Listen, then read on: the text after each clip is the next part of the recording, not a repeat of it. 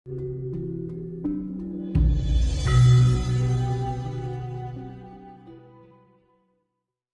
ini yang namakan disebut orang leluhur kita menamakan Trisula Weda. Tiga itu adalah tri itu adalah tiga. Sula itu adalah dasar. Weda itu adalah ilmu kerahasiaan tentang kehidupan semesta alam, terciptanya semesta ini. Perjalanan yang namanya pengadaan, penghidupan, mengadakan, menghidupi dan menyempurnakan. Makanya kan Siwa sifatnya menyempurnakan, ya kan? Wisnu sifatnya memberikan pemeliharaan, berarti kan ngopeni, menghidupi. Nah, Brahma sifatnya penciptaan, yang namanya mengadakan. Barang rono dadi ono. Tiga sifat. Makanya Siwa ketika bumi belum ada kehidupan, yang menciptakan lahar itu tadi akhirnya tercipta. Lahar mengeluarkan gas hidrogen sampai naik-naik terbentuk O3, turun menjadi 2O, terbentuknya oksigen, gitu. Nah, akhirnya terbentuk dengan berjuta-juta tahun, terjadi pelapukan, penghembusan, ya kan? Akhirnya tumbuh lumut kecil. Akhirnya tumbuh hewan-hewan air, ya kan? Makanya di dalam istilah Hindu ada turun Awatara Wisnu yang ke-10, dari 1 sampai ke-10, ya kan? Pertama keluar dewa ikan, ya dulunya kan masih ikan. Terus keluar Narasinga, ya kan? Badan manusia, kepala singa. Memang zaman dulu memang ada wujud manusia, wajahnya hewan. Zaman abad-abad dulu. Makanya kan setiap periode zaman itu mengalami siklus yang namanya bencana itu tadi. Akhirnya revolusi lagi. Jadi memang di film yang nama ada kuda kepala manusia zaman dulu memang ada ya, seperti naga dan sebagainya. Ada yang manusia kepala itu, atau bisa dibilang itu kan simbolisasi. Lah, manusia purba itu kan tubuh manusia, kepala hewan orang, ya tak? Kalau yang disebut siluman, siluman beda meneh, beda lagi ya. Itu kan bagian dari makhluk halus. Atau mungkin itu dari sisa-sisa makhluk purba. Siluman itu bisa terjadi karena laku yang sifatnya diarani ngilmu hitam. Perjalanan dengan unsur negatifnya yang dia pegat itu, misalkan wong dengan memakan darah, meminum darah untuk menemukan suatu keabadian. Nah, orang luar negeri ya dibilang vampir, gitu. Nek ini Jawa diarani Bathara Karang, Jingot. Nah, itu dulunya juga gitu. Iya abadi, tapi jadinya kayak gitu. Iya. Nah, itu memang siluman itu kan energi-energi yang menyerap energi positif untuk digunakan untuk yang negatif. Modelannya ilmu serat jiwa. Ilmu serat jiwa itu menyerap jiwanya orang lain, dimakan. Ya Sumanto, ya termasuk kan gitu. Iya, bagian seperti itu, ilmu seperti itu. Oh, lakunya seperti itu. Nah, itu makanya apakah ada Sumanto dulu banyak ilmu kayak gitu. Iya beneran. Jadi makanya saya kembalikan ada bahwa tadi itu siloka atau kiasan. Nah, Adam itu apa toh? Proton. Kalau bahasa sainnya itu ya, atau metafisikanya, Adam itu adalah proton. Proton itu adalah elemen semesta yang sifatnya positif. Ya. Hawa itu adalah elektron. Nah, di dalam antara proton dan elektron itu ada yang namanya neutron. Ya sama aja Brahma, Wisnu, Siwa. Manik Moyo, Ismoyo, karo Antogo. Sifat-sifat Tuhan yang namanya Trimurti, yang namanya Trisula Weda itu sebenarnya itu. Ya kan? Lah, proton itu unsur positif. Nah, elektron itu unsur negatif. Makanya di dalam inti atom itu terdapat proton dan neutron. Neutron ini apa, Mas? Maninya diri gitu. Itu sebenarnya kesejatian Tuhan itu sebenarnya di sini. Makanya dibilang buah surga itu. Karena cukup mani astagina untuk sebagai tempat mani Makanya mani itu warnanya putih suci. Mani itu sebenarnya suci. Karena di dalam mani ini tercipta hawa panas yang namanya hawa, suhu panas. Nah, dari suhu panas ini ini merangsang proton ini, akhirnya tarik menarik. Nah, mani yang sebelumnya tidak terjadi apa-apa, kita di dalam inti atom molekul, ya kan, terbentuknya satu lingkupan yang disebut atom. Nah, akhirnya terbangkitnya energi di dalam atom itu karena ada pergerakan proton dan elektron. Ada unsur tarik menarik. Nah, di sini ada unsur penciptaan yang namanya manikem. Gitu. Nah, akhirnya di dalam atom ini terbentuk energi. Nah, atom itu akhirnya ada, misalkan atom yang banyak unsur elektronnya disebut anion. Atom yang sifatnya positif dan negatif, ya kan? Lah, ketika banyak kandungan elektronnya maka atom negatif, ya kan? Terbanyak kandungan protonnya atom positif. Nah, dari itu membentuk energi. Nah, dari energi atom antar atom ini numpuk ini, akhirnya terjadi ledakan.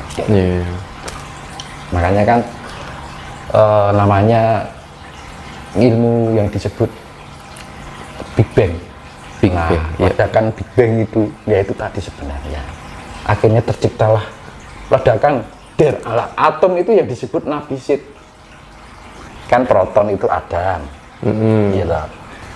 Elektron itu hawa, yang suhu yang menyelimuti proton dan neutron itu tadi. Neutron itu manis sendiri. Ini kan ini mau marak dia merangsang, gitu. Timbulnya energi magnetika itu tadi yang tarik menarik. Akhirnya timbul ledakan. Nah, atom itu disebut nabisit. Nah, nabisit mempunyai anak ledakan itu, atom ledak, terciptalah unsur raga dan jiwa, atau 4 unsur alam dan jiwa itu. Ibu Pertiwi, Bapak Angkasa. Nah, itu secara jagat cilik. Karena proses kinerja jagat cilik dan jagat gede itu sama. Makanya antara makrokosmos dan mikrokosmos. Mikrokosmos itu cerminan dari makrokosmos yang berbentuknya ukuran kecil, makanya dibilang makro.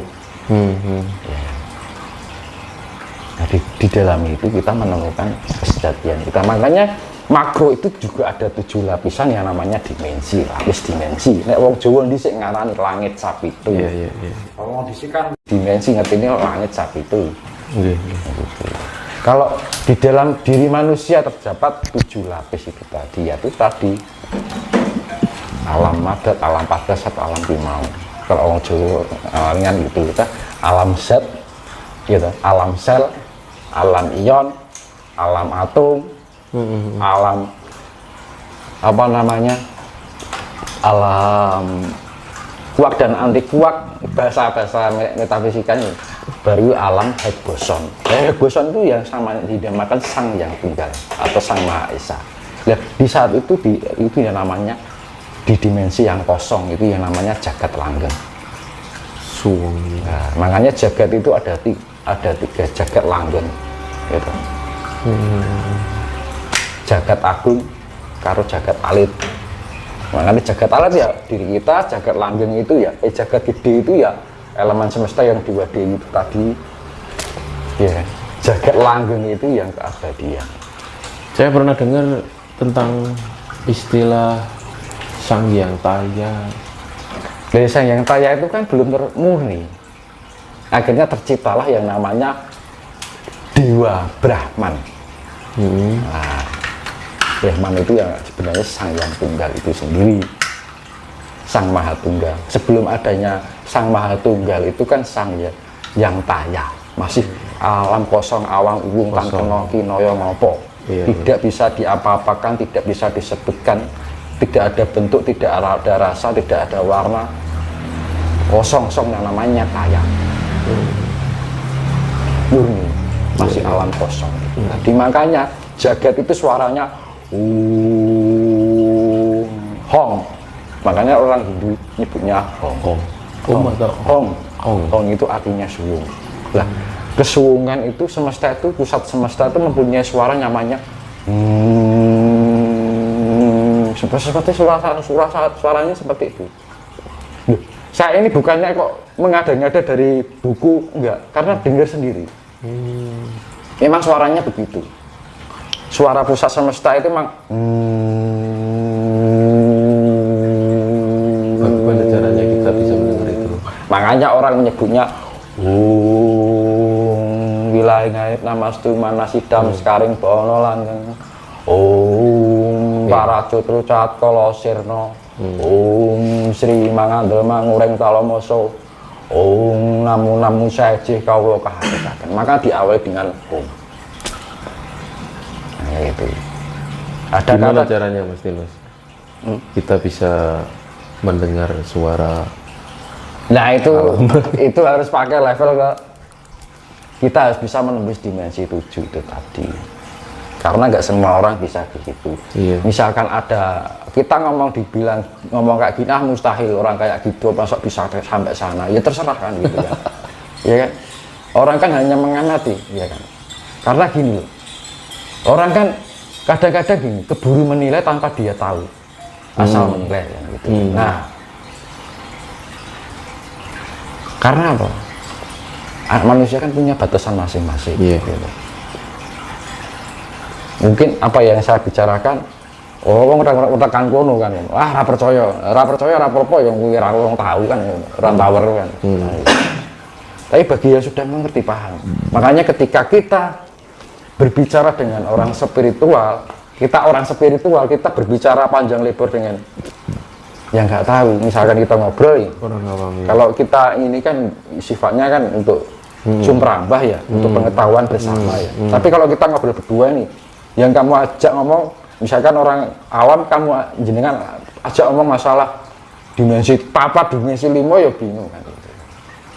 Iya. Ya kan. Pasti kan orang bingung. Ini malah orang kita dianggap orang gila. Iya kan? Makanya kan wujud hono tangkeno kiniro, ya kan. Ilmu manusia itu terbatas, tapi implikasinya itu bisa tanpa batas. Makanya wujud niro tangkeno kiniro, wujud hono tangkeno kiniro. Jadi wujud hono itu ada tanpa kita tidak bisa mengira. Ya artinya itu tadi, ilmu manusia terbatas, tapi implikasinya bisa tanpa batas. Karena kita asal mulanya dari, nah, ketika kita mampu menemukan diri jati saya kita, memahami diri kita bisa menembus ruang dan waktu itu sendiri. Nah, kita jalurnya kita menemukan dewa rucinya kita. Makanya di dalam pewayangan itu ya namanya dewa ruci. Bima wis mlebu ning kupingku. Ya kan? Kuping kan bentuknya kayak blegol Mas. Itu sanepon. Lah apa iso aku sakmene gede ning jero jagat apa kuping, bisa saja masuklah. Lah setelah Mbak Bima masuk ke di dalam telinganya, yang namanya kan berarti telinga kan cowok cilik. Nah, semakin kita menemukan partikel yang sangat lembut sekali. Nah, itu saneponnya seperti itu. Kita memahami gelaring jagat itu ternyata setelah masuk di telinganya Dewa Ruci itu, Bima itu bisa mengerti jagat seisinya. Jagat itu jebule koyong ini gitu. Nah, makanya kan pusat semesta itu nanti kayak pusaran telinga itu tadi. Kemudian ini kayu gung susuing angin. Pusat. Jadi ini gue anu iki darani susuing angin yo enek susuing banyu.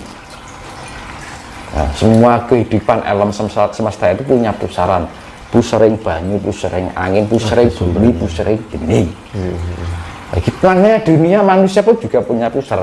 Nah, hewan punya, tumbuhan punya. Semua ada yang tercipta di bumi ini manifestasi dari semesta itu. Makanya dibilang semesta itu juga punya pusar. Namanya Sang Yang Pusering Jagat. Makanya aku kalau doa Sumbah sungkem polo dumateng panjenengan Gusti ingkang yang murbeng, Sang Yang Sumbering Jagat, Sumbering Kasampurnan ingkang langgeng. Nah, jadi pusat semesta yang sifatnya abadi. Makanya pangkena kinaya ngapa yang disebut Sang Yang Kaya. Nah, itu. Makanya saya kembalikan Adam Hawa itu siloka. jangan diterima dengan mentah. Kita harus mengolah pikir, mengolah rasa biar menemukan kesejatian. Jadi keluarnya dari surga itu adalah simbol bahwa ketika Adam Hawa menumbar nafsunya dengan buah keledai yang namanya testis, terciptalah pengadaan yang namanya bayi itu sendiri. Akhirnya timbullah penderitaan, akhirnya turun temurun sampai hingga banyak ini, semakin banyak terciptanya manusia akan sebanding dengan penderitaan dunia. Makanya saya kembalikan untuk pemurnian kembali itu, maka ada pengurangan kembali jiwa untuk dikembalikan kepada kemurniannya. Karena apa? Semakin banyak terciptanya manusia, dunia ini akan semakin